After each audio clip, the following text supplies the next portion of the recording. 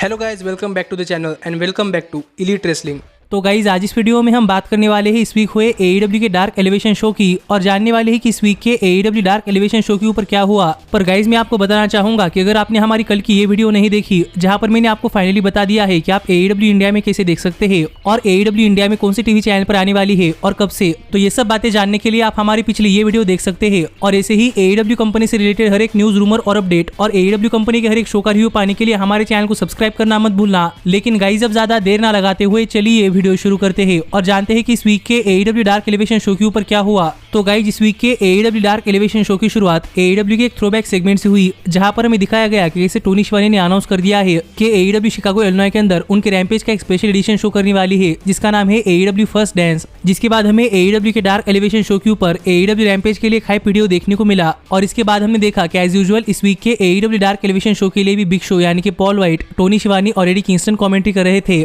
और यहाँ पर पॉल वाइट द विंगमैन को प्रमोट करने के लिए उनकी टी शर्ट भी पहन कर आए थे और इसके पीछे का रीजन पॉल वाइट ने बताया कि द विंगमैन और पॉल वाइट के बीच में एक शर्त लगी थी और अगर पॉल वाइट तो शर्त हार जाते तो फिर पॉल वाइट को द विंगमैन की टी शर्ट AEW के डार्क एलिवेशन शो के ऊपर पहननी पड़ती। और आखिरकार पॉल वाइट वो शर्त हार चुके हैं, इसीलिए ही पॉल वाइट AEW के डार्क एलिवेशन शो के ऊपर द विंगमैन की एक टी शर्ट पहन कर आए हैं। जो बातें यहाँ पर पॉल वाइट ने बताई, लेकिन पॉल वाइट ने यह नहीं बताया कि वो शर्त क्या थी। पर इन सब फनी सेगमेंट्स के बाद फाइनली इस वीक के AEW डार्क एलिवेशन शो की शुरुआत हुई जहां पर हमें शो की शुरुआत में रेड वेलवेट एंजेलिका रिस को फेस करती हुई दिखाई दी। और अगर यहाँ पर हम बात करें इस मैच की तो गाइस हर बार की तरह इस मैच की शुरुआत में एंजेलिका रिस ने इस मैच में डोमिनेट किया। पर मुझे यहाँ पर ये देखकर काफी अच्छा लगा कि जब कभी एंजेलिका रिस को इस मैच में टाइम मिलता था तब एंजेलिका रिस क्राउड के साथ खेलती थी और क्राउड को भला बुरा कहती थी, जिस पर क्राउड भी एंजेलिका के लिए बहुत ही अच्छी तरीके से रिस्पॉन्स करता था। और ये एंजेलिका के करियर की शुरुआत में काफी अच्छी चीज है कि क्राउड एंजेलिका को रिएक्ट कर रहा है। और यहाँ पर क्राउड के साथ खेलते हुए और क्राउड के मजे लेते हुए एंजेलिका रेड वेलवेट के ऊपर अटैक कर रही थी और कहीं ना कहीं यही चीज उन्हें भारी पड़ गई क्योंकि इसी वजह से एंजेलिका रेड वेलवेट के ऊपर फोकस नहीं कर पाई। और फाइनली रेड वेलवेट ने एंजेलिका के ऊपर लगातार 2-3 मूव्स लगाने के बाद एंजेलिका के ऊपर अपना फिनिशर लगाकर एंजेलिका को पिन कर ये मैच जीत लिया है। जिसके बाद हमें इस वीक के AEW डार्क एलिवेशन शो के ऊपर ली जॉनसन मार्कस क्रॉस को फेस करते हुए दिखाई दिए। और अगर यहाँ पर हम बात करें इस मैच की तो गाइज इस मैच में मार्कस की हेयर स्टाइल तो काफी वियर्ड थी,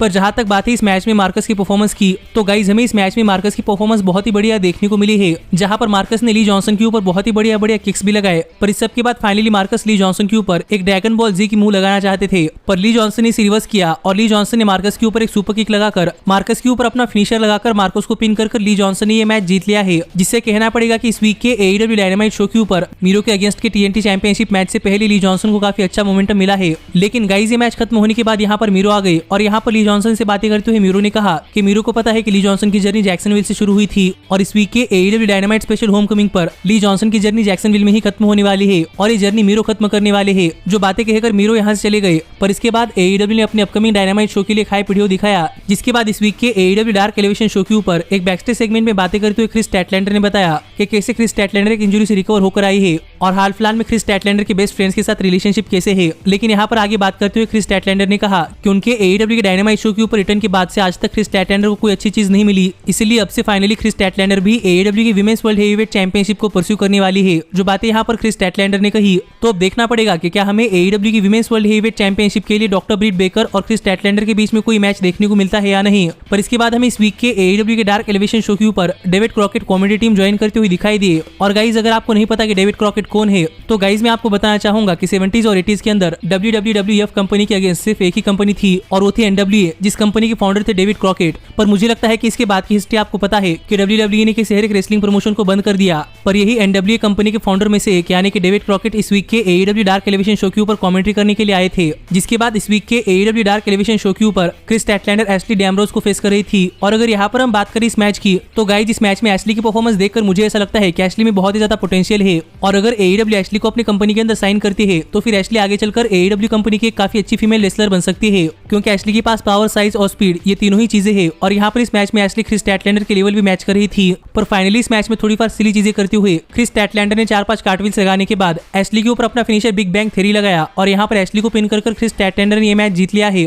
पर इस मैच में एशली की परफॉर्मेंस देखकर मुझे ऐसा लगता है कि प्रॉब्ली आगे चलकर AEW कभी ना कभी एशली को अपनी कंपनी के अंदर साइन कर सकती है। पर इसके बाद AEW ने अपने अपकमिंग डायनामाइट शोज के लिए कुछ हाइप वीडियोस दिखाए, जिसके बाद एडी किंगस्टन इस वीक के AEW डार्क एलिवेशन शो के कॉमेडी टीम से निकल गए और क्यूटी मार्शल ने यहाँ पर आकर एडी किंगस्टन की पोजीशन ले ली, क्योंकि आगे AEW के डार्क एलिवेशन शो के ऊपर क्यूटी मार्शल के फैक्शन के टीम मेंबर्स यानी कि आयरन सोलो और निक कामराटो, रोसालियो गिरो और हंटर नॉट को फेस कर रहे थे। और अगर यहाँ पर हम बात करें इस मैच की, तो गाइज ये मैच बेसिकली एक स्क्वैश मैच था, क्योंकि इस मैच की शुरुआत से लेकर आखिर तक आयरन सोलो और निक कामराटो ने इस मैच में डोमिनेट किया और एक टाइम के लिए तो निक कामराटो ने इस मैच के अंदर अपने दोनों ही अपोनेंट्स को एक साथ उठाकर उनके ऊपर एक जबरदस्त पावरफुल मुंह लगाई और फाइनली अपने अपोनेंट के ऊपर एक टैग टीम फिनिशर लगाकर यहाँ पर अपने अपोनेंट को पिन कर निक कामराटो और आयरन सोलो ने ये मैच जीत लिया है। तो अब देखना पड़ेगा कि क्या इससे निक कामराटो और आयरन सोलो आगे चलकर AEW के टैग टीम डिवीजन के टॉप 5 रैंकिंग्स में अपनी जगह बना पाते हैं या नहीं। पर इसके बाद हमें AEW गेम्स के लिए एक हाइप वीडियो देखने को मिला और आगे शो पर युका साकाज़की डैनी जॉर्डन को फेस कर रही थी। और अगर यहाँ पर हम बात करें इस मैच की, तो गाइज अगर आप AEW के डायनामाइट और डार्क एलिवेशन शोज रेगुलरली देखते हैं तो आपको पता होगा कि डैनी जॉर्डन कौन है। लेकिन अगर आपको नहीं पता तो मैं आपको बताना चाहूंगा कि guys Danny Jordan regularly AEW के डार्क और डार्क एलिवेशन शो के ऊपर फीचर होती है और इन शोज के ऊपर हर बार डैनी की परफॉर्मेंस बहुत ही बढ़िया होती है। और यही चीज इस बार भी हुई, क्योंकि इस बार भी डैनी की इस वीक के AEW डार्क एलिवेशन शो के ऊपर परफॉर्मेंस बहुत ही बढ़िया थी, जहां पर डैनी युका साकाज़की के हर एक मूव को रिवर्स कर युका साकाज़की के ऊपर अपने काफी तगड़े मूव्स लगाती थी। पर फिर भी युका साकाज़की किस तरीके से इस मैच में किक आउट कर रही थी और डैनी जॉर्डन की तरफ से भी हमें इस मैच के अंदर काफी क्लोज फॉल्स देखने को मिले हैं। लेकिन जब फाइनली युका साकाज़की डैनी जॉर्डन के ऊपर अपना फिनिशर मैजिकल गर्ल स्प्लैश लगाने के लिए गई, तब डैनी ने फिर एक बार युका साकाज़की के इस मूव को रिवर्स कर दिया और ये देखकर युका साकाज़की डैनी जॉर्डन के ऊपर एक रोल अप पिन के लिए गई, पर डैनी ने फिर भी किस तरीके से किक आउट कर दिया। लेकिन आखिरकार डैनी युका साकाज़की के दूसरे फिनिशर यानी कि एयरप्लेन स्पिन मैट स्लैम से नहीं बच पाई और फाइनली डैनी के ऊपर अपना finisher airplane spin mat slam लगाकर डैनी को पिन कर युका साकाज़की ने ये मैच जीत लिया है। और युका साकाज़की के बार-बार मैचेस जीतने से मुझे ऐसा लगता है कि प्रॉब्ली आगे चलकर युका AEW के विमेंस वर्ल्ड हेवीवेट चैंपियनशिप के लिए डॉक्टर ब्रिट बेकर को चैलेंज कर सकती है। पर इसके बाद हमें इस साल के AEW ऑल आउट पेपर के लिए एक हाइप वीडियो देखने को मिला, जिसके बाद टाइम हो चुका था इस वीक के AEW डार्क एलिवेशन शो के मेन इवेंट का, जहां पर Darby Allin Bear Country tag team के बियर ब्रॉन्सन को फेस कर रहे थे। और गाइस कहना पड़ेगा कि जब इस मैच के लिए डार्बी एलिन ने अपनी एंट्रेंस की, तब डार्बी एलिन AEW कंपनी के काफी बड़े स्टार दिखाई दे रहे थे। और जहां पर 2 साल पहले डार्बी एलिन के डेब्यू मैच के अंदर AEW कंपनी में डार्बी एलिन को कोई रिएक्शन नहीं मिला था, तो वही यहाँ पर इस मैच में डार्बी एलिन के एंट्रेंस के तौर पर डार्बी एलिन को एक स्टैंडिंग ओवेशन मिली है। तो आप समझ ही सकते हैं कि अब डार्बी एलिन AEW कंपनी के अंदर कितने बड़े स्टार बन चुके हैं। और अगर यहाँ पर हम बात करें इस मैच की, तो गाइस ये मैच स्टार्ट होने के बाद ही डार्बी एलिन बियर ब्रॉन्सन के ऊपर अटैक करने के लिए गए, लेकिन बियर ने डार्बी एलिन का अटैक रिवर्स कर डार्बी एलिन के ऊपर काफी तगड़े मूव्स लगाए। और आप कह सकते हैं कि इस मैच में एक तरीके से बियर ब्रॉन्सन डार्बी एलिन को मैन हैंडल कर रहे थे, क्योंकि इस मैच में डार्बी एलिन को कोई ऑफेंस नहीं मिल रहा था।